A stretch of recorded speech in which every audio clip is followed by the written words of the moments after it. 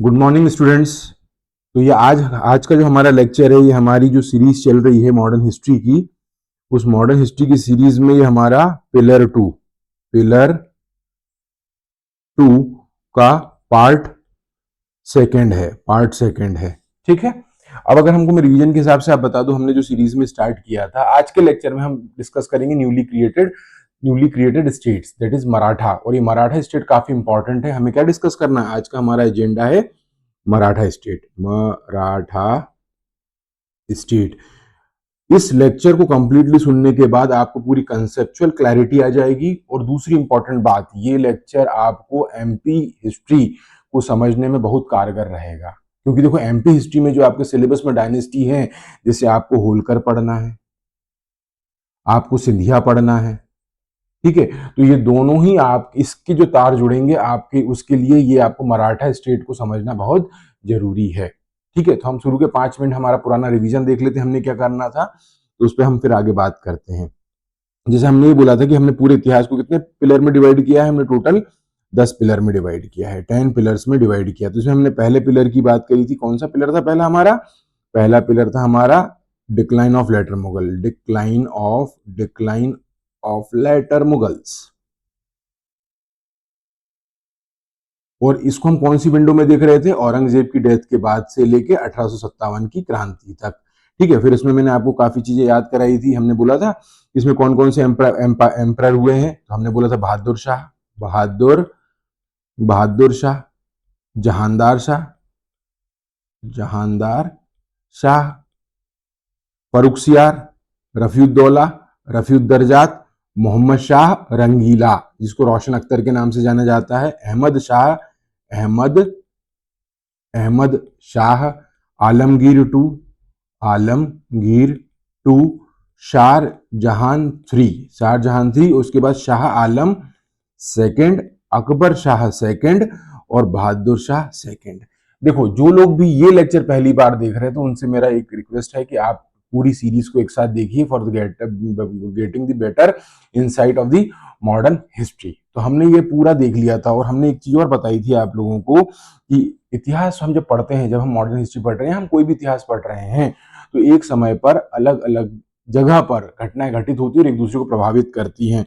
तो हमारा अभी ये जो है, इस पर्टिकुलर टेरिटरी में हमारा क्या होगा, डिक्लाइन ऑफ मुगल हो ही रहा है, simultaneously rise of regional power. क्योंकि देखो, जब मुगलाइन एक केंद्रीय सत्ता वीक पड़ती है, तो दूसरी दूसरी जो रीजनल पावर है, उनको अपॉर्चुनिटी मिल जाती है राइज करने के लिए। तो हमारा सेकंड पिलर का जो नाम था, वो था राइज ऑफ रीजनल स्टेट। तो राइज ऑफ रीजनल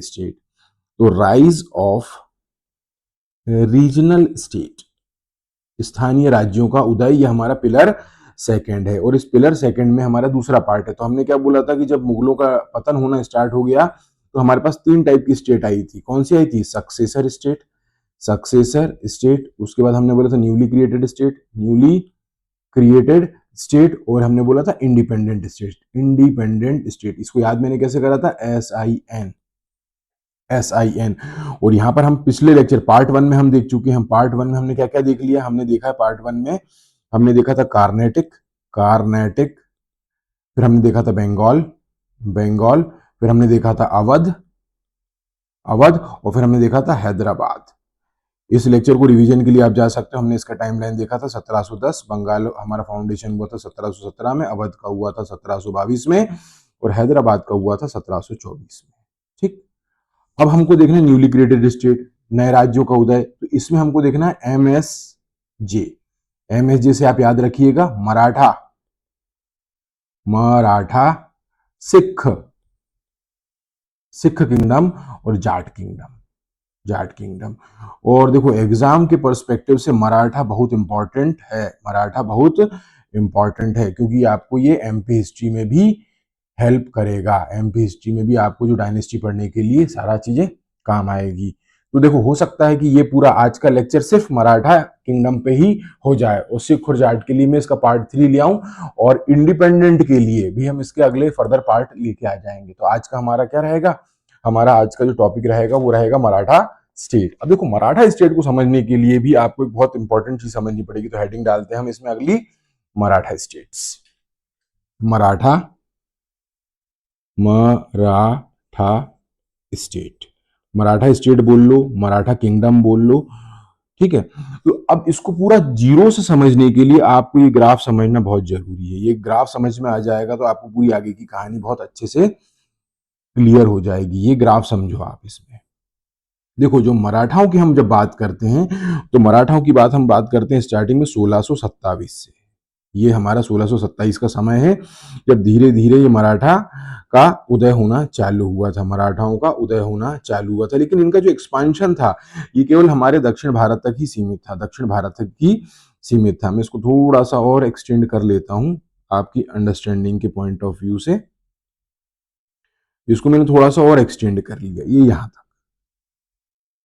ठीक है। और यहां पर हम एक पॉइंट मार्क करते हैं 1717। ये वो पॉइंट था जब हमारा डेथ ऑफ औरंगजेब जो हम पॉइंट मानते हैं।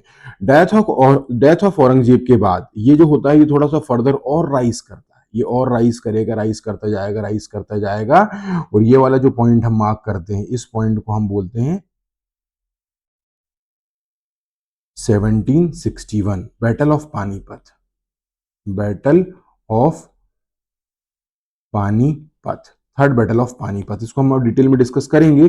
उसके बाद जो 1761 के टाइम के बाद का जो समय है वो थोड़ा सा एक दो पेशवा के टाइम पे थोड़ा सा और राइज करता है, और उस राइज के बाद यहाँ पर इनका धीरे धीरे धीरे धीरे पतन स्टार्ट होना चालू हो जाता है। इनका क्या हो जाएगा, पतन होना स्टार्ट चालू, पतन होना हो जाएगा, ठीक है। और ये देखो इसके बाद इन लोगों की पूरी क्या होता है, इनका बैकबोन बिगड़ गया था, पूरा इनका पूरा स्ट्रक्चर बिगड़ गया था।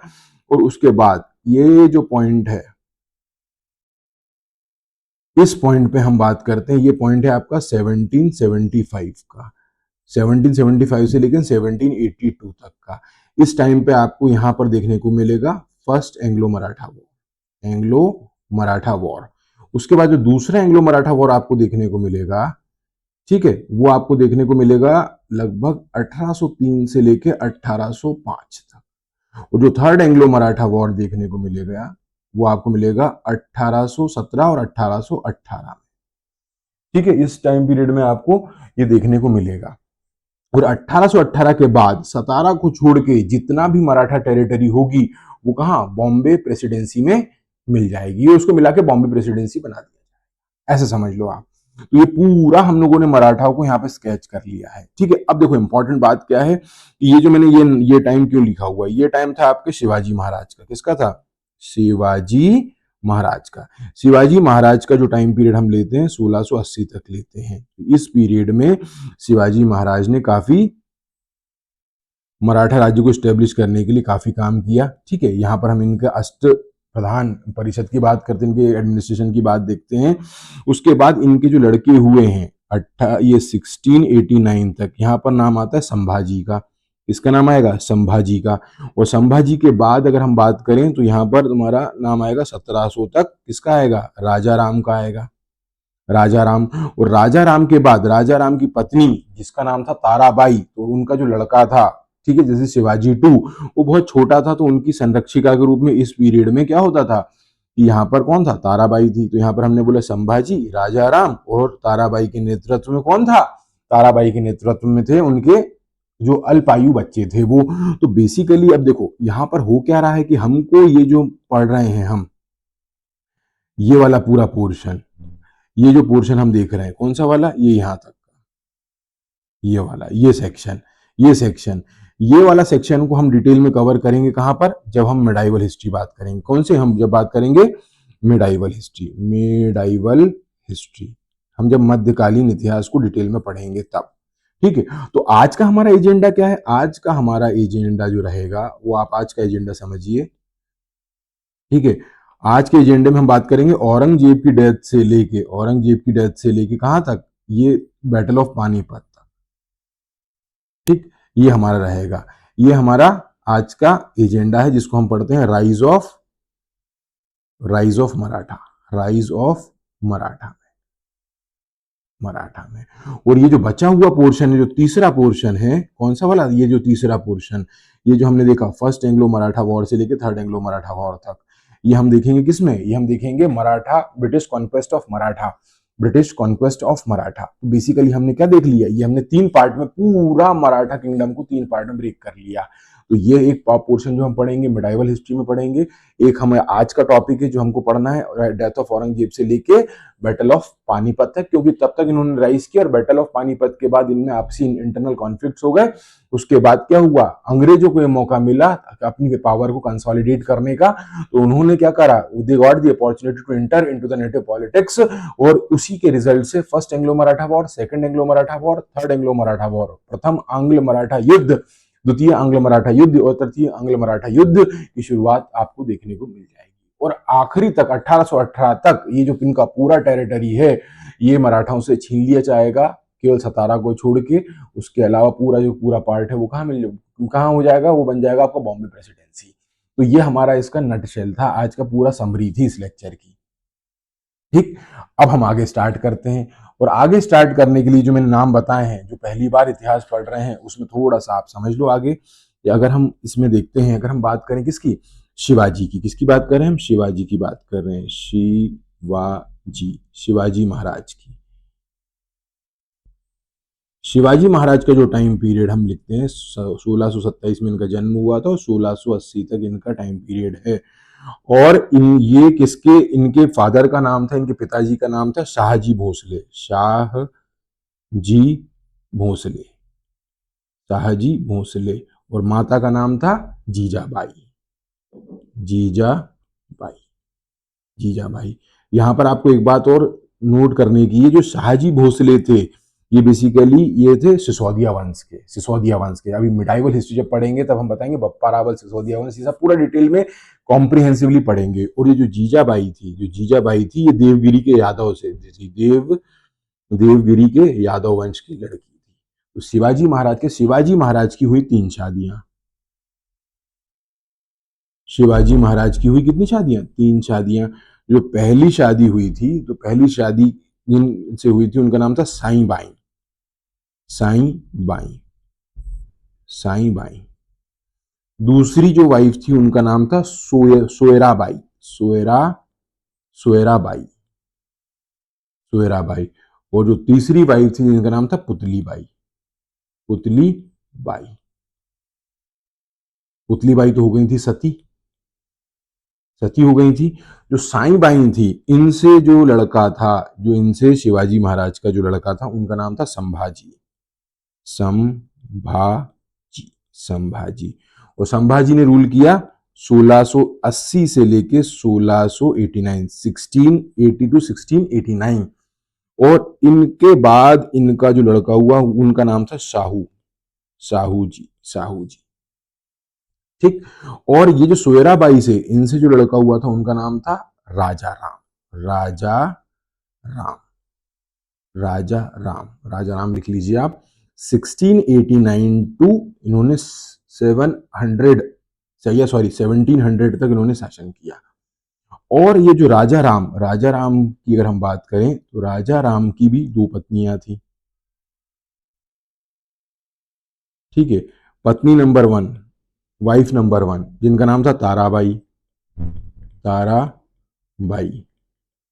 और ताराबाई से जो लड़का हुआ था उनका नाम था शिवाजी सेकंड, शिवाजी सेकंड। और इनका जो टेन्योर रहा है वो 1700 से लेके 1707 तक रहा है। ठीक। और एक इनकी दूसरी वाइफ का जो नाम था उनका नाम था राजसबाई,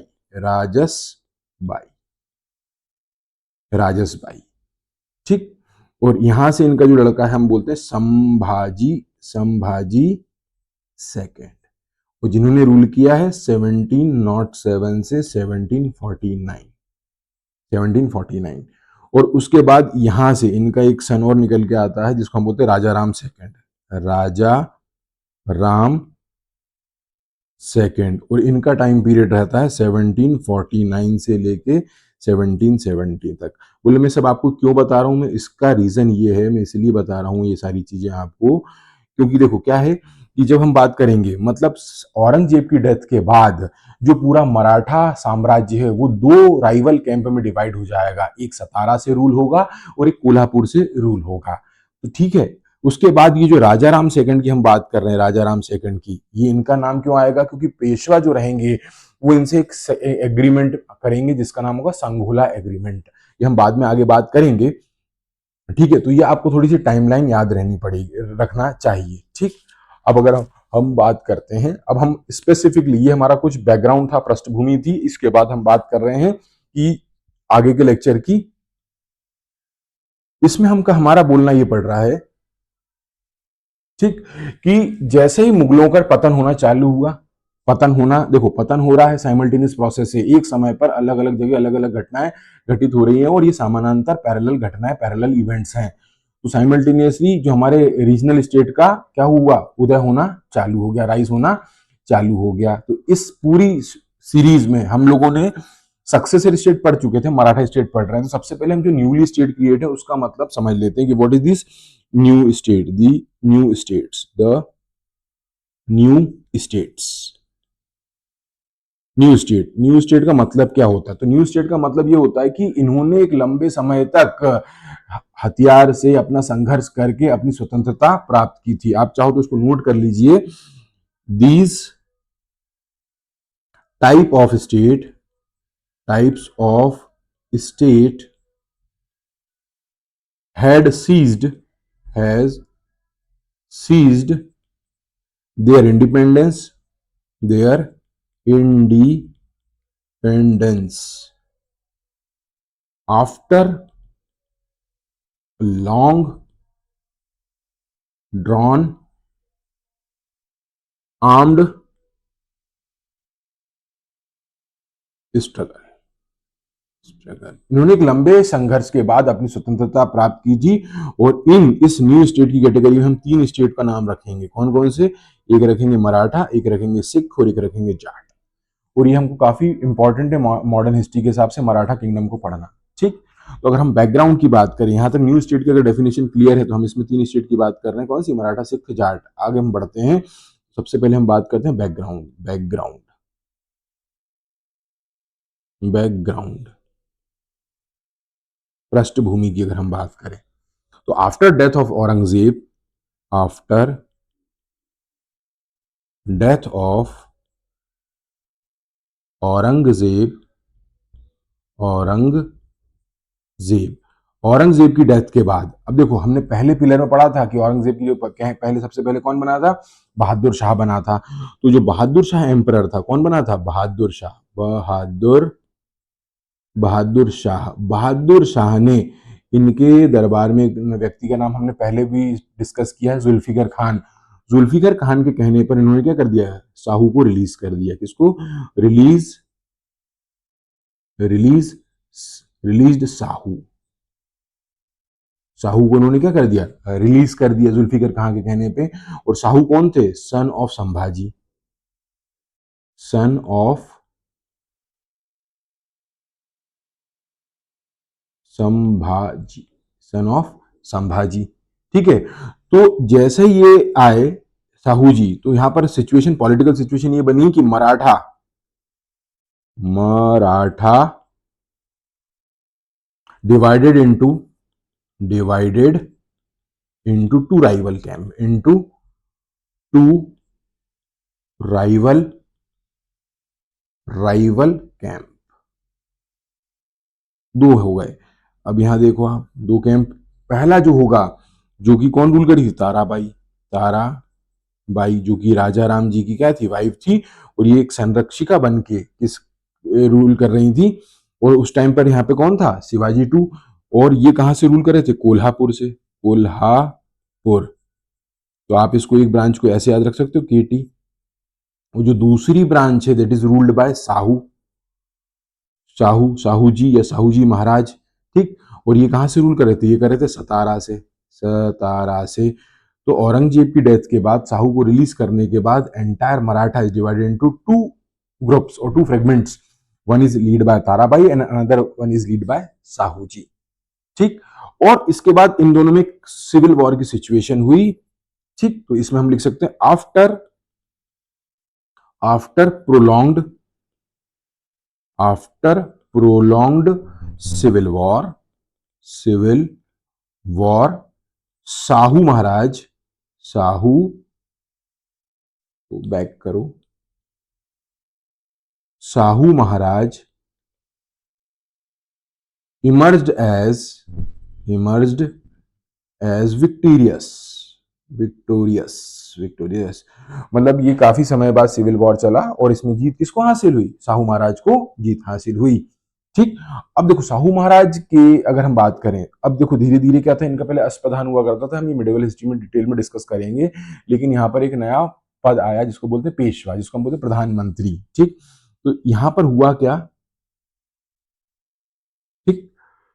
this gave, this gave rise rise to new system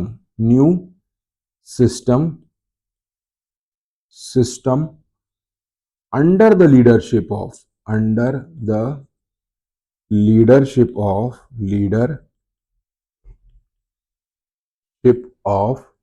Balaji Vishwanath, Balaji Vishwanath, Balaji Vishwanath. ये एक इंपॉर्टेंट नाम है, याद रखो। ठीक है, क्योंकि जो सिविल वॉर में साहू जी की काफी इन्होंने सपोर्ट किया था। और ये बालाजी विश्वनाथ कौन थे? ये थे हमारे पेशवा। पेशवा, पेशवा का मतलब होता है PM of king Sahu, king Sahu, PM of king Sahu. ठीक। तो अगर हम बात करें साहू जी की, तो साहू ये थे पेशवा। अब पेशवा के बाद हमारा जो ये जो एक नया सिस्टम आ गया, अब यहां पर हमको किसको पढ़ना है? हमको पढ़ना है पेशवा बालाजी विश्वनाथ को। तो अब हेडिंग डालो पेशवा बालाजी विश्वनाथ, पेशवा, पेशवा बालाजी विश्वनाथ। ठीक। इनका जो टाइम पीरियड है, ये टाइम पीरियड आप याद रखिए 1713 से लेके 1720 तक। बहुत ज्यादा समय इन्हें नहीं मिला, केवल आप देख सकते हो 7 साल का टाइम पीरियड है। अब यहाँ पर क्या होता है, इसमें कुछ एक पॉइंट आपको नोट करते हुए चलना, ये आपके 2 मार्कर 7 मार्कर के लिए काफी हेल्पफुल रहेंगे। इसको पूरे अच्छे से समझते हुए चलना। पहला पॉइंट इसमें आएगा, इन्होंने क्या करा? साहू महाराज को सिविल वॉर में सपोर्ट किया था। तो supported Sahu Maharaj in civil war, civil war. और जिस कारण से इन्हें क्या बना दिया गया था? इन्हें पेशवा बना दिया गया, पेशवा बना दिया गया। ठीक है। और जब ये पेशवा बने तो इन्होंने क्या करा? पेशवा के पद को क्या बना दिया? इन्होंने पेशवा के पद को फंक्शनल हेड बना दिया, फंक्शनल हेड बना दिया। मतलब सब कुछ यही देखेंगे। और जो साहू जी का जो हमारे छत्रपति की जो पोस्ट थी, या साहू महाराज थे, उसको क्या बना दिया? फिगर हेड बना दिया, फिगर हेड, नाम मात्र के। ठीक। दूसरी इंपॉर्टेंट इवेंट जो इनके टेन्योर में होती है, हम 1719 की बात करते हैं। इन्होंने क्या करा था? ये जो सैयद ब्रदर्स हमने पढ़ा था, जिनको हम किंग मेकर के नाम से जानते हैं, हमने आपको पहले लेक्चर में बताया है, हुसैन खान और अब्दुल्ला खान। तो सपोर्टेड, तो ये जो बालाजी विश्वनाथ हैं, supported Peshwa, supported the Syed brothers, Syed brothers, Syed brothers in removing Farrukhsiyar, in removing Farrukhsiyar, Farrukhsiyar, Farrukhsiyar को हटाने के लिए, डिस्पोज करने के लिए मराठाओं ने, इन्होंने बालाजी विश्वनाथ ने सैयद ब्रदर की मदद करी थी। अब देखो फरुखसियार कौन? तो आपको ये याद होना चाहिए। देखो आपको इस तरीके से रिवीजन करते हुए चलना है कि अगर हम लेटर मुगल की बात करें तो बहादुर शाह, जहानदार शाह, फरुखसियार, रफीउद्दौला, रफीउद्दर्जात, मोहम्मद शाह रंगीला, अहमद शाह आलमगीर टू, शाहजहां 3, शाह आलम, फिर अकबर शाह, फिर बहादुर शाह। इस तरीके से आपको याद रहना चाहिए, तो आप इनके बीच में रिलेट कर पाएंगे। ठीक है। और जैसे जैसे आप ये लेक्चर सुनते चले जाएंगे, इतिहास तो आपको मुंह जबानी याद हो जाएगा। तो इसी बात से खुश होकर as a reward, as a reward, as a reward, इन्होंने ही रिसीव्ड मुगल सनद, मुगल सनद, इन्हें मुगल सनद प्राप्त हुई 1719 में, जिसको क्या बोला जाता है? जिसको बोला जाता है मैग्ना कार्टा। मतलब उस टाइम में कंसिडर किया जाता है Magna Carta, Magna Carta of Maratha dominion, Maratha dominion, Maratha dominion in the history. ठीक। और इनको क्या बोला जाता है? इनको second founder of Maratha empire भी बोला जाता है। Also known as second founder of Maratha empire, Maratha empire, ये मराठा किंगडम भी बोला जाता है। ठीक, अब जब देखो इनको क्या हुआ, मुगल से ये सनद मिल गई, इसको आप ऐसे सीखो तो क्या हुआ, हम मुगल सनद, मुगल सनद, इनको क्या मिल गई, मुगलों से क्या मिल गई, एक सनद टाइप की चीज, एक एग्रीमेंट हो गया। ठीक है, तो इस एग्रीमेंट के तहत, आप इसको एग्रीमेंट भी बोल सकते हो, संधि भी बोल सकते हो, तो बेसिकली इसके तहत हुआ क्या, right to collect, right to collect chauth, chauth and Sardeshmukhi, Sardeshmukhi in Deccan region and Karnataka region. इनको डेक्कन और कर्नाटक से, ये डेक्कन मतलब ये वाला पोर्शन, कर्नाटक वाला ये। और देखो दो टर्म इंपॉर्टेंट है यहाँ पर, एक है चौथ और सरदेशमुखी। बेसिकली दो टैक्स हुआ करते थे, जो चौथ होता था वो 1/4 हुआ करता था, और सरदेशमुखी जो हुआ करता था वो 1/10 हुआ करता था। ये हम मिडिवल हिस्ट्री में जब इनके प्रशासन की बात करेंगे तब हम डिटेल में बात करेंगे। ये टैक्स मतलब क्या होता था, मराठा जो लोग होते थे वो पूरी टेरिटरी को दो तरीके से रूल करते थे। एक तो वो जहां प्रत्यक्ष रूप से वो जहां रूल कर रहे हैं वो जगह होती थी, और जहां से वो केवल टैक्स वसूलते थे, जिसको हम एक, उन्होंने देखो दो नाम आते हैं इसमें, उन्होंने एक जो जो प्रत्यक्ष रूप से रूल कर रहे हैं उसको बोला जाता है स्वराज, और जो अप्रत्यक्ष रूप से उसको बोलते हैं मुगतई, मुगतई। ये बेसिकली मध्यकालीन इतिहास का, तब पढ़ेंगे, नहीं तो ये लेक्चर काफी लंबा हो जाएगा। तो बेसिकली इनको ये अधिकार मिल गया, क्या मिल गया, कि ये वहां से डेक्कन और कर्नाटका रीजन से क्या वसूल कर सकते हैं, चौथ और सरदेशमुखी कर सकते हैं। अब इसके बाद ये चौथ और सरदेशमुखी टैक्स कलेक्ट करने के लिए कोई आदमी चाहिए, तो in order to collect, in order to collect, in order to collect क्या करना था, इनको टैक्सेस कलेक्ट करने थे, टैक्सेस। ठीक है, he assigned, he assigned separate area to different Maratha sardars, Maratha सरदार को उन्होंने क्या करा, सेपरेट एरिया कर दिया। और इस सिस्टम को क्या बोला गया, वतन सिस्टम बोला गया, वतन सिस्टम बोला गया। ये सरंजाम, सरंजाम, सरंजाम व्यवस्था भी बोला गया। तो बेसिकली सरंजाम का मतलब होता है grant of land, grant of land, क्या बोला जाता है, ग्रांट ऑफ लैंड, सरंजाम व्यवस्था। तो ये सरंजाम व्यवस्था के कारण इनको क्या हुआ, इससे इसका इफेक्ट क्या हुआ, help Maratha expansion, helped the सरंजामी व्यवस्था। ये आपके एमपी हिस्ट्री में भी 2 मार्कर के हिसाब से इंपॉर्टेंट है कि सरंजामी व्यवस्था क्या होती थी। क्योंकि देखो जब क्या होगा, मालवा में इनका हस्तक्षेप बढ़ेगा तो आपका, हम मध्य प्रदेश के इतिहास में एंटर करेंगे, और मध्य प्रदेश का इतिहास को बहुत कंसेप्चुअली समझने के लिए आपको ये पूरी कहानी पता होना चाहिए, मतलब ये आपको इतिहास पता होना चाहिए। Help in, help in Maratha, help in Maratha expansion, expansion and establishment of Maratha empire. लेकिन इसमें कुछ कमियां भी थी इसमें, बट इसमें क्या थी, इसमें कुछ कमियां भी थी, इसमें कुछ पिटफॉल्स भी थे, कमियां भी थी। क्या थी, कि आपको फाइनेंस के लिए, सैन्य व्यवस्था के लिए आपको अलग अलग सरदारों पर डिपेंड करना रहता था। आई बात समझ में, यहाँ तक की बात क्लियर है। अब यहाँ पर देखो आगे इसको पूरे कंसेप्चुअली समझने के लिए आप एक छोटी सी चीज समझ लो, कि हमने क्या बोला, यहाँ पर हम बोले बालाजी विश्वनाथ, क्या बोले, विश्वनाथ, विश्वनाथ जी का लड़का हुआ बाजीराव, बाजीराव, और बाजीराव का लड़का हुआ बालाजी, बाजीराव, बालाजी, बालाजी बाजी, बालाजी बाजीराव। ठीक है, मतलब यहां से हम ये कह सकते हैं कि पेशवा के बाद ये जो पेशवा का पद था ये वंशानुगत हो गया था, हेरिडिटरी हो गया था। तो ये विश्वनाथ जी का लड़का बाजीराव, देखो इनका टाइम पीरियड आपका 1713 से 20, इनका 20 से 40, और इनका हो जाएगा 40 से 60, 60 और 61। हम आगे बढ़ते हुए चलते हैं। तो बालाजी विश्वनाथ के बारे में अगर आपके पास 2 मार्कर क्वेश्चन भी आ जाए, 7 मार्कर भी क्वेश्चन आ जाए, तो आप इस तरीके से पॉइंटर फॉर्म में पूरी कहानी के साथ बहुत अच्छे से रिलेट कर सकते हैं। अब हेडिंग डालो पेशवा बाजीराव, पेशवा बाजीराव, इनका टाइम पीरियड है 1720 से 1740। ये वही है बाजीराव मस्तानी वाले।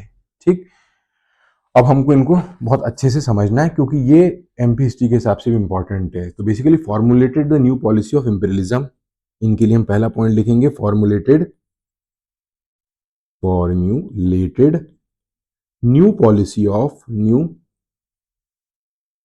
पॉलिसी ऑफ इंपीरियलिज्म, इंपीरियलिज्म,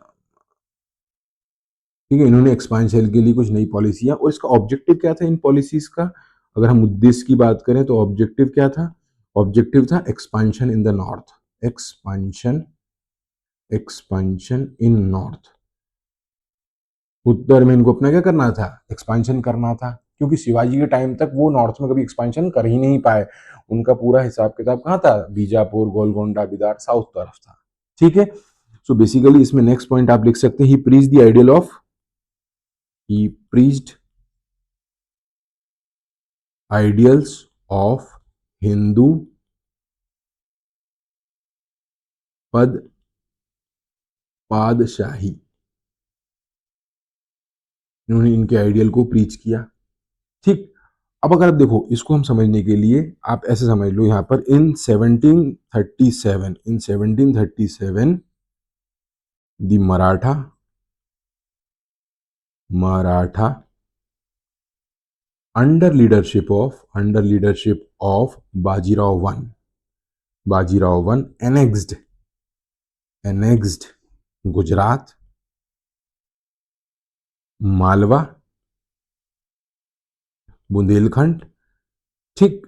आगे बढ़ते हैं, अब देखो इसको मैप के माध्यम से समझते हैं, ये देखो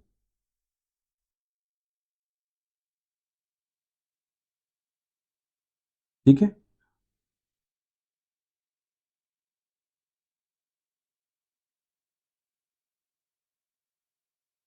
ये हमारा मध्य प्रदेश, ठीक। तो अगर हम सबसे पहले यहां पर अगर हम बात करें तो बाजीराव के टाइम पर ये जो हमारा है ये मालवा, कौन सा क्षेत्र है ये, मालवा, मालवा 1728 की घटना है ये। साहू जी के टाइम से ही इनका मालवा या मध्य प्रदेश में हस्तक्षेप बढ़ गया था, लेकिन अगर हम बात करें 1728 में, तो यहाँ पर मालवा में मुगलों का एक गवर्नर हुआ करता था जिसका नाम था गिरधर बहादुर, गिरधर बहादुर, गिरधर बहादुर। तो यहाँ पर इन्होंने क्या हुआ, battle of Amjhera, battle of Amjhera, Amjhera, battle of Amjhera. हालांकि ये सारा पोर्शन अपन एमपी हिस्ट्री में बहुत डिटेल में पढ़ेंगे, हमें तो बस ये पॉइंट बता रहा हूँ कि यहाँ मालवा में इनका हस्तक्षेप था, ठीक है। उसके बाद यहाँ पर हमारे हैदराबाद की लोकेशन पे, हैदराबाद की लोकेशन पे इनका कॉन्फ्लिक्ट किससे हुआ, ये हैदराबाद की लोकेशन, इनका कॉन्फ्लिक्ट हुआ निजाम से, निजाम से, और निजाम के साथ इन्होंने क्या ट्रीटी साइन करी, उस ट्रीटी का नाम था मुनगी शिवगांव, मुनगी शिवगांव। उसके बाद यहाँ पर बुंदेलखंड, ये हमारे बुंदेलखंड की सीमा है, यहाँ पर बुंदेलखंड, बुंदेलखंड, बुंदेलखंड में अगर हम बात करें, जब उस टाइम का बुंदेलखंड इलाहाबाद के अंडर आता था, और इलाहाबाद में वहां पर जो गवर्नर हुआ था मोहम्मद खान बंगस, इसका नाम आता है मोहम्मद खान, मोहम्मद खान बंगस, बंगस, बंगस, ठीक है। तो यहाँ पर जो बुंदेलखंड के जो छत्रसाल थे उन्होंने किससे हेल्प मांगी थी, बाजीराव से हेल्प मांगी थी, तो इन्होंने इनको भी हराया, ठीक। उसके बाद अगर हम बात करें तो गुजरात, गुजरात की बात करें, ये गुजरात वाला, गुजरात, गुजरात में सर बुलंद खान, सर बुलंद, बुलंद खान, सर बुलंद खान 1738 में इन्होंने इनको भी हराया, इसको भी अपने कब्जे में ले लिया। और दूसरी इंपॉर्टेंट बात इन्होंने क्या करा, 1737, यहाँ 1737 में इन्होंने दिल्ली पे भी चढ़ाई कर दी, दिल्ली पे भी चढ़ाई कर दी। और साइमल्टेनियसली यहाँ पर दो लोकेशन देखने को मिलती है आपको पोर्तुगीज के टाइम पे, ठीक है। इन्होंने पोर्तुगीज के अगेंस्ट भी क्या करा, एक एक्सपीडिशन लॉन्च किया था, तो यहाँ पर एक नाम आता है बिसेन का और एक आता है सेलेसिट का। तो बेसिकली इन्होंने पोर्तुगीज से सेलेसिट और बिसेन की लोकेशन को भी अपने कब्जे में ले लिया था। तो अगर पूरे अगर हम बात करें, इन्होंने अपने जीवन में 20 साल की उम्र में इन्होंने 41 युद्ध लड़े और एक भी युद्ध नहीं हारे। तो ये आप मैप के माध्यम से समझ सकते हैं, इसको मैपिंग के थ्रू मालवा हो गया, बुंदेलखंड हो गया, हैदराबाद हो गया, सेलेसिट, बिसेन, गुजरात और दिल्ली, ये बात कर सकते हैं हम। आगे बात करते हैं इन्हीं के बारे में, ठीक। Also launched, also launched campaign against, against Portuguese, ये बात मैं बता चुका हूं। अभी हम अगर जो हमारा थर्ड पिलर पढ़ेंगे एडवेंट ऑफ यूरोपियन, उसमें हम पोर्तुगीज, ब्रिटेन वगैरह सब इनके बारे में डिटेल में पढ़ेंगे, ठीक है, तो again launch the campaign against the Portuguese और कैप्चर सेलेसिट और बिसेन, ये दो लोकेशन है जो यहाँ सेलेसिट बिसेन की लोकेशन को क्या कर लिया इन्होंने, कैप्चर कर लिया। ठीक, और 1740 में रावरखेड़ी, जो कि खरगोन मध्य प्रदेश के खरगोन खरगोन, ठीक है, खरगोन के रावरखेड़ी में इनका क्या, नर्मदा नदी में इनकी क्या हो जाती है, अकस्मात मृत्यु हो जाती है।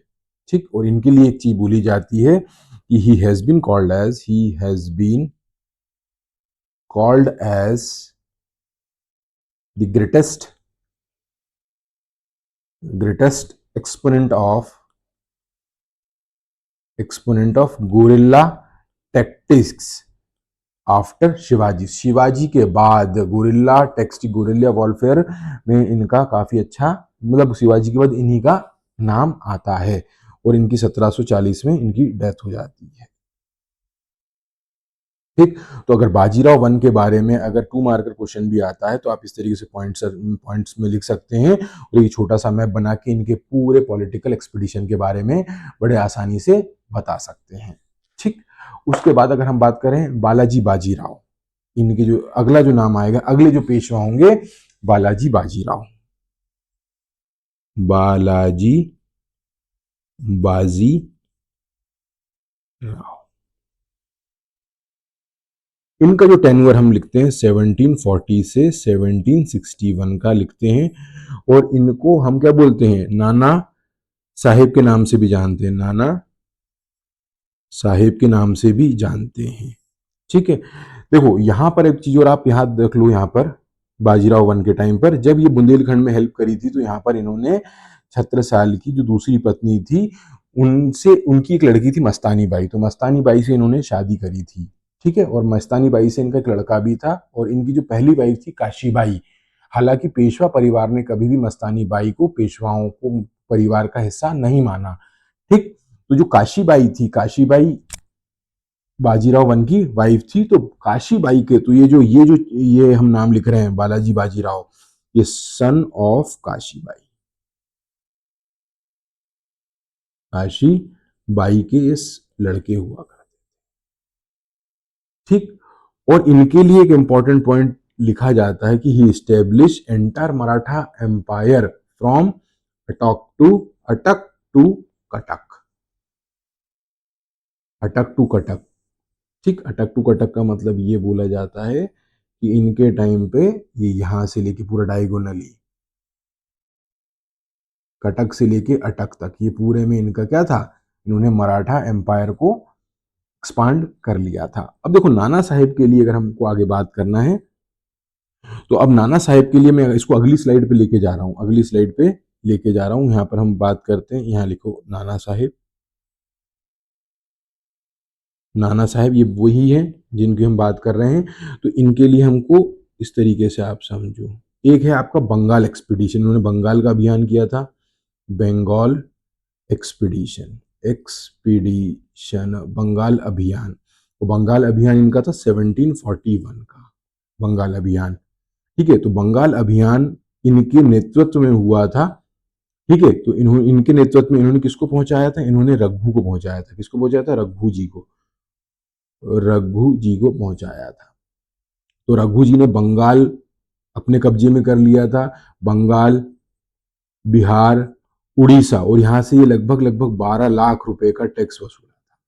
ठीक है, बेसिकली इनका कब्जा करने का मतलब ये होता है कि आप ये अटैक करेंगे और वहां से इनको हराएंगे, और दे उनको क्या बोलेंगे कि आप हमको चौथे सरदेशमुखी टैक्स दो, मतलब बेसिकली चौथे सरदेशमुखी की बजाय आप सिंपली ये बोल सकते हो कि हम आपसे टैक्स लेंगे, तो मतलब ये अप्रत्यक्ष रूप से भी शासन करते थे। ठीक, अब ये इन्हीं के टाइम पर अगर हम बात करें अगला, तो यहां पर आता है संघोला एग्रीमेंट। क्या आता है, संघोला, ये बहुत इंपॉर्टेंट क्वेश्चन है, संघोला, संघोला अग्रीमेंट, संघोला एग्रीमेंट, ये कब का अग्रीमेंट है, ये इसको हम बोल सकते हैं 1750 का, 1750 का संघोला एग्रीमेंट की अगर हम बात करें, तो यहां पर मैंने आपको बताया था राजा राम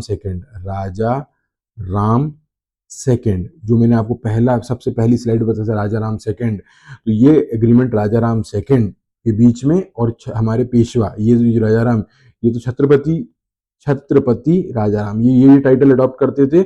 और वर्सेस किसके हुआ था, ये पेशवा के वर्सेस हुआ था। और इस एग्रीमेंट से ये हो गया था कि सारी जो वास्तविक शक्तियां हैं वो पेशवा में आ गई थी।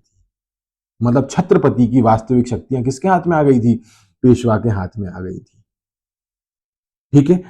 दूसरी अगर हम बात करें इसके बाद, इन रिस्पेक्ट, क्या हम बोल सकते हैं, in context with Jaipur, in context with Jaipur. Jaipur की अगर हम बात करें, जयपुर 1752 में जयपुर में हुआ क्या था कि जयसिंह सेकंड हुआ करते थे जयपुर के राजा। तो उनकी डेथ के बाद वहां पर वॉर ऑफ सक्सेशन हुआ दो भाइयों के बीच में। तो इन्होंने ईश्वरी सिंह को सपोर्ट किया और उसको गद्दी दिला दी और उनसे टैक्स वसूलने का वचन ले लिया, लेकिन वो टैक्स नहीं दे पाए और इस कारण से उन्होंने आत्महत्या कर ली। ठीक है। अगला इनका जो नाना साहब का जाट एक्सपीडिशन आता है, जाट एक्सपीडिशन, तो इन्होंने जाट एक्सपीडिशन भी किया था। जाट एक्सपीडिशन में किसके अगेंस्ट था, ये सूरजमल के अगेंस्ट था, सूरजमल के अगेंस्ट था। और ये किसके नेतृत्व में था, ये नेतृत्व में आपका मल्हार राव होलकर के नेतृत्व में था। और इसमें मल्हार राव होलकर का जो लड़का था खांडे राव, वो मारा गया था। ठीक है। तो ये बात हम एमपी हिस्ट्री में वापस ही इसको ट्रेस करेंगे। जाट एक्सपीडिशन के बाद हमारा नाम इसमें आता है एक्सपीडिशन अगेंस्ट निजाम, एक्सपीडिशन अगेंस्ट निजाम, निजाम। ठीक है। ये 1760 का इनका एक्सपीडिशन था। ठीक है। ये किसके नेतृत्व में, सदाशिव भाऊ के लीडरशिप में लड़ा गया। और यहाँ पर ये क्या था, ट्रिटी ऑफ उदगीर एक्सपीडिशन हुआ करता था। ठीक है। और उसके बाद यहाँ पर एक इंपॉर्टेंट बात जो लिखना है, मैं कलर बदल के लिख रहा हूं, इन्होंने इनके पीरियड में क्या हुआ था, 1752 की घटना है, 1752 की घटना है ये। ठीक। Victory over north India, victory over north India, north India. इन्होंने अहमद शाह, जो अहमद शाह कौन, मुगल एम्परर अहमद शाह के साथ एक ट्रिटी साइन की थी 1752 में। ये संपूर्ण भारत में, पूरे पूरे संपूर्ण एंटायर इंडिया में क्या कर सकते हैं, टैक्स वसूल सकते हैं, क्या कर सकते हैं, टैक्स कलेक्ट कर सकते हैं। ठीक है। तो ये सारी चीजें ये आपको याद रखना है। हमने कितने पॉइंट बता दिए इनके बारे में, point number 1, point number 2, point number 3, point number 4 और पॉइंट नंबर 5। ठीक। अब अगर हम इसमें कुछ पॉइंट्स आप इसमें नोट कर सकते हैं, हुआ क्या 1754 में, 15, ठीक है, 1754 में। अब देखो दिल्ली एग्रीमेंट हो चुका था। ठीक। वो जो एग्रीमेंट ये हुआ था कि भाई हम दिल्ली की रक्षा हम करेंगे, उसके एवज में हम पूरे संपूर्ण भारत से क्या रख सकते हैं, टैक्स वसूल सकते हैं। ठीक है। तो हुआ क्या, रघुनाथ रघुनाथ की लीडरशिप में इन्होंने क्या करा, रिप्लेस करा किसको, अहमद शाह को। अहमद शाह जो कि मुगल एम्परर था, उसको रिप्लेस करके किसको बिठाया, आलमगीर टू को बिठाया, आलमगीर टू को बिठाया। ठीक। फिर उसके बाद 1757 की घटना समझो आप। ठीक है। इन्होंने ये रघुनाथ की लीडरशिप में कहाँ कर दिया, अटैक ऑन दिल्ली, दिल्ली पर अटैक कर दिया। और दिल्ली में वहां पर अगर हम बात करें, ठीक, अगर हम, इन्होंने क्या करा, नजीब उद्दौला, ये नाम इंपॉर्टेंट है, आगे भी आपको आएगा, नजीब उद्दौला उद्दौला को रिप्लेस करा। और वहां पर किसको बिठाया, ठीक है, बंगश को बिठा दिया। बंगश ये अलग है, बंगश किसको पोस्ट पे, मीर बख्शी की पोस्ट पे। ठीक। और साथ में 1758 की घटना है, कौन सी, मल्हार राव के साथ में, मल्हार राव के साथ में इन्होंने क्या किया कि पंजाब, इनको देखो ये अधिकार तो मिल गया था कि संपूर्ण भारत से टैक्स वसूल सकते हैं, तो इन्होंने Punjab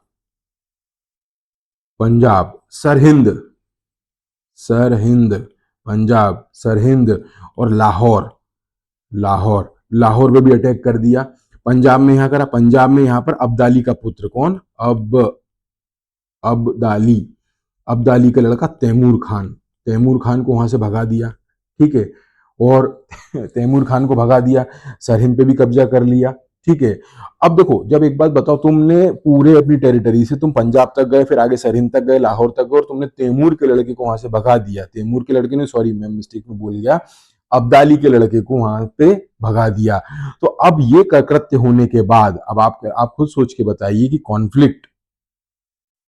conflict between Abdali and Maratha, inevitable, क्योंकि अब ये जब ये तैमूर को वहां से हटाया तो तैमूर अपने पापा को बुला के लाएगा और ये दिल्ली पे अटैक करेंगे, और दिल्ली पे ये एग्रीमेंट है कि दिल्ली की पूरी रक्षा की जिम्मेदारी किसकी है, मराठाओं की है। तो अगर अब अब्दाली दिल्ली पे अटैक करेगा तो दिल्ली को बचाने का जिम्मा किसके पास होगा, मराठा के पास होगा। और यहीं से ग्राउंड बनता है थर्ड बैटल ऑफ पानीपत का। थर्ड बैटल ऑफ पानीपत का यहां पर हेडिंग डालो आप, third battle of, third battle of Panipat, third battle of Panipat, third battle of Panipat. तो इसको बहुत अच्छे से समझो शॉर्ट में लिखने के लिए अगर हम बात करें तो थर्ड बैटल ऑफ पानीपत की अगर हम कॉजेस की बात करें, किसकी बात करें, कॉजेस, कॉजेस की बात करें तो हमने क्या बोला, कॉज क्या बोल सकते हैं, हम बोल सकते हैं 1752 में जो मराठाओं ने एक एग्रीमेंट करा था मुगल बादशाहों से, एग्रीमेंट एक तो ये बनेगा कि भैया आप पूरे संपूर्ण भारत से टैक्स वसूल सकते हो, इसके एवज में हम आप पे कोई आक्रमण नहीं करेगा, आपकी इंटरनल और एक्सटर्नल सिक्योरिटी की जिम्मेदारी हमारी है। तो इस एग्रीमेंट के तहत इंटरनल आंतरिक और एक्सटर्नल बाह्य सुरक्षा की जिम्मेदारी किसकी थी, मराठाओं की थी। दूसरी बात, 1758 को क्या घटना घटित हुई कि जो Raghunath Raghunath Raghunath cross Punjab, cross Punjab, Punjab cross कर लिया, ठीक है। फिर उसके बाद इसी से लगी हुई घटना है appointment of Adina Khan, Adina Khan, Adina Khan as governor of Punjab, governor of Punjab बना दिया। दूसरा, तैमूर, तैमूर खान को वहां से हटाना, ठीक है। तो बेसिकली अगर आप कॉज की बात करें 7 पॉइंटर में इनको एक्सटेंड करके आप लिख सकते हैं कि कौन कौन से कॉज थे। और वैसे अगर क्वेश्चन आएगा भी तो ये बड़ा क्वेश्चन आएगा पानीपत का पूरा एनालिसिस, शॉर्ट एनालिसिस। तो अगर हम सपोर्टर की बात करें, सपोर्टर सपोर्टर सपोर्टर किसके, अब्दाली के, अब्दाली के सपोर्टर कौन थे, नजीबुद्दौला। अब ये बात आपको समझ में आ रहा होगा, नजीबुद्दौला रोहिलखंड से था, नजीबुद्दौला ये सपोर्ट करेगा। और अवध का सुजाउद्दौला, सुजाउद्दौला ये सपोर्ट करेगा। और सपोर्टर ऑफ मराठा इनको कोई सपोर्ट नहीं करेगा, बेसिकली न्यूट्रल रहे थे, क्योंकि क्या इनको सपोर्ट मिला नहीं, क्योंकि इनकी policy of red and plunder, basically ये क्या चौथा स्वदेश मुखी वसूलते थे, इनको सपोर्ट मिला नहीं।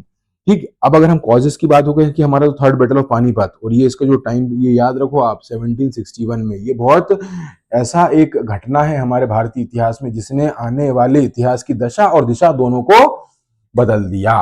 ठीक, अब अगर हम बात करें why Maratha defeated, why Maratha defeated in the war, क्यों डिफीट हुआ ये, तो पहला अगर हम इसमें छोटे छोटे पॉइंटर बता रहा हूं मैं आप लोगों को, ठीक, अब्दाली फोर्सेस, अब्दाली, ये मैं बार बार गलत क्यों लिख देता हूं, अब्दाली फोर्सेस, ठीक है, इनकी फोर्सेस काफी ज्यादा थी, outnumbered, outnumbered outnumbered Maratha forces, इनके पास फोर्सेस ज्यादा थी, ठीक है, वेल ऑर्गेनाइज्ड थी, वेल ऑर्गेनाइज्ड, वेल ऑर्गेनाइज्ड थी, ठीक। और इनको सपोर्ट क्यों नहीं मिला, policy of plunder, plunder and red, rid of Maratha. इसके कारण से मतलब कई जो हमारे नेटिव स्टेट थे, मैसूर हो गया, ठीक है, हैदराबाद हो गया, इन लोगों ने कोई बहुत ज्यादा सपोर्ट करा नहीं। और तीसरा इंपॉर्टेंट जो मेन कॉज था, mutual discontent, mutual discontent, discontent and conflict, conflict इनके आपस में ही नहीं बन रही थी, ठीक है। और इनके पास एक्सपीरियंस में थोड़ा सा इनके लीडरशिप में गड़बड़ थी, ठीक। तो ये हमारे कुछ रीजंस हो गए। अगर हम बैटल ऑफ पानीपत की बात करें तो सिग्निफिकेंस की बात करें, सिग्निफिकेंस की बात करें, सिग्निफिकेंस देखो, ना तो मराठाओं को फायदा हुआ और ना अब्दाली, अफगान अफगान अब्दाली को फायदा हुआ, दोनों को, ना मराठाओं को इसका फायदा हुआ ना अब्दाली को फायदा हुआ। इसका फायदा ओनली ब्रिटिशर्स, ब्रिटिशर्स को इसका फायदा हुआ। मतलब इस युद्ध ने मराठाओं की हार के बाद, ये इस पानीपत के युद्ध में ये किस किस के बीच में हुआ था, अब्दाली और मराठा के बीच में। इस युद्ध में मराठा हार गए थे और इस युद्ध ने यह तय कर दिया था कि आगे की मराठा तो अब आगे रूल नहीं करेंगे। आई बात समझ में। और ये थर्ड बैटल ऑफ पानीपत, जैसा कि हमने पहले ग्राफ में समझा था, ये देखो आप ग्राफ देखो यहां पर, इस ग्राफ में कहां गया वो ग्राफ, ये ग्राफ था ना, ये वाला ग्राफ। इसके बाद थर्ड बैटल ऑफ पानीपत के बाद इनका क्या होगा, डिक्लाइन स्टार्ट हो जाएगा, डिक्लाइन स्टार्ट हो जाएगा।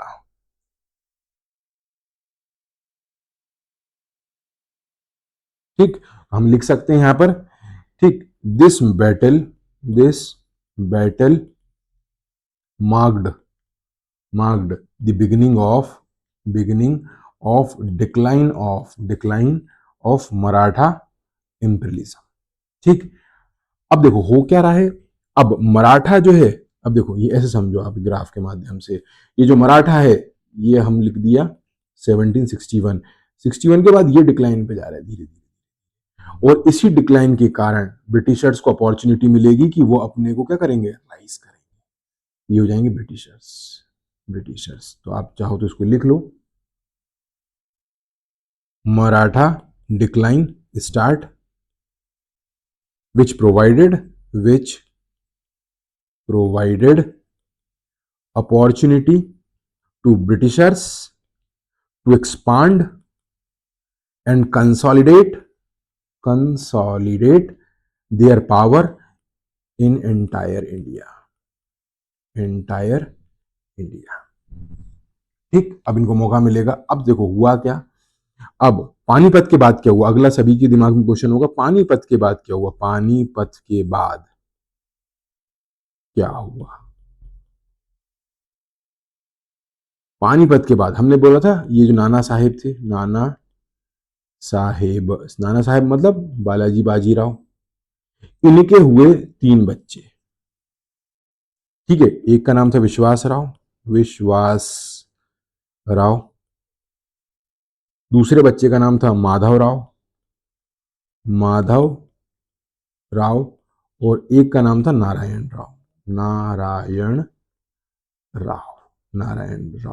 ठीक, तो ये जो विश्वास राव थे ये तो पानीपत में मारे गए। ठीक है, और पानीपत के युद्ध हारने के बाद और बेटे के मरने की खबर सुन के ये सदमे में ये भी मारे गए। ठीक है, तो अगला पेशवा कौन बनेगा, माधव राव, लेकिन ये भी बहुत ज्यादा समय तक रूल नहीं कर पाएगा, ये भी टीबी की बीमारी से ये भी बहुत जल्दी मर जाएगा। ठीक है, यहां तक की बात क्लियर है। और माधव राव के बाद कौन बनेंगे, नारायण राव पेशवा बनेंगे। ठीक है, लेकिन नारायण राव जी को, चलो हम आगे बात करते हैं, फिर हम बात करेंगे। तो यहां पर हम अगले जो पेशवा पढ़ेंगे, पेशवा कौन है, वो पेशवा माधव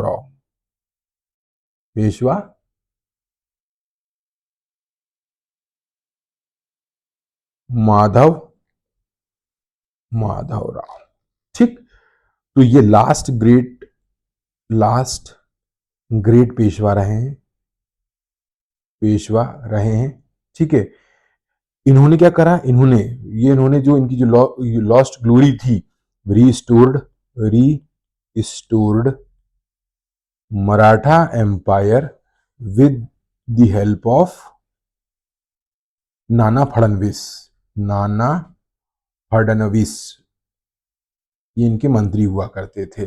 ठीक है, और इस फिनोमिना को क्या बोला जाता है, इस फिनोमिना को बोला जाता है मराठा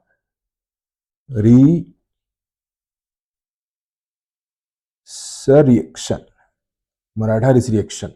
ठीक है, so basically he successfully subdued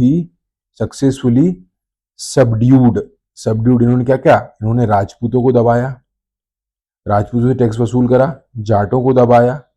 ठीक है, मैसूर में टीपू सुल्तान है, ठीक है, और हैदराबाद इनको मतलब इनसे टैक्स वसूल किया। ठीक है, और दूसरा इंपॉर्टेंट इवेंट इनके टाइम पे क्या हुआ था, इनके शासनकाल में Shah Alam second was रीइंस्टॉल्ड eight Delhi, और इनके टीबी से इनकी क्या हुई थी, इनकी डेथ हो गई थी 1772 में। ठीक है, तो इनका टाइम पीरियड अगर हम बात करें माधव राव का, तो 1760 पानीपत के बाद से 1772 तक इनका टाइम पीरियड होता है। उसके बाद जो हमारे अगले पेशवा होंगे, पेशवा इनका नाम है नारायण राव। ये सिर्फ 1 साल तक ही रूल कर पाए, 1772 से 73 तक। ठीक, तो माधव राव की डेथ के बाद उनका छोटा भाई यहां आ गया था, लेकिन इस छोटे भाई के संग कॉन्स्पिरेसी करके ही वॉज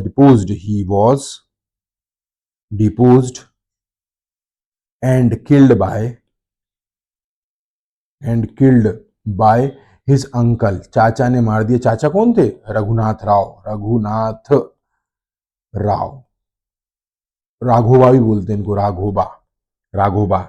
अब देखो, जब इन्होंने क्या करा, इनको चाचा ने मार दिया, ये बात कई लोगों को पसंद नहीं आई, ये बात कई लोगों को पसंद नहीं आई, स्पेशली जो मंत्री जी फडणवीस। लेकिन उन्हें अपोज इसलिए नहीं करा क्योंकि इनके पास कोई अभी उत्तराधिकार नहीं था, कोई भी इनके पास सक्सेसर नहीं था। उसके बाद अगला नाम आता है रघुनाथ राव का, रघुनाथ राव का। तो 1772 तक, 1773, ये भी बहुत ज्यादा समय तक रूल नहीं कर पाए। क्यों? क्योंकि इनको हटा दिया गया था, मतलब आप चाहो तो लिख लो, ही was deposed, deposed bye Nana Phadnavis and other 11 administrator. ये जो ये 11 प्रशासक और प्लस नाना, ये मिला के हो गए 12, और इसी को क्या बोला जाता है? 12 भाई कॉन्स्पिरेसी बोला जाता है।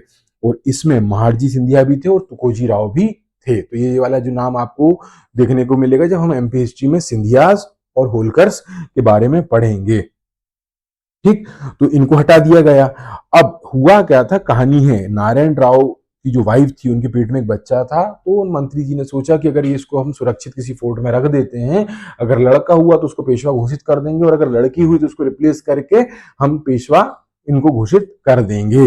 लेकिन ये बात से रघुनाथ राव, इस बात से रघुनाथ राव को पसंद नहीं आया, और रघुनाथ राव ने क्या करा, रघुनाथ राव अंग्रेजों से जाके मिल गया, अंग्रेजों से जाकर मिल गया, अंग्रेजों से जाकर मिल गया, और मराठाओं के खिलाफ, मराठाओं के खिलाफ क्या करी, कॉन्स्पिरेसी स्टार्ट कर दी। और यही कारण बनते हैं काय के, फर्स्ट एंग्लो मराठा वॉर के, फर्स्ट एंग्लो मराठा वॉर के, फर्स्ट एंग्लो मराठा वॉर के।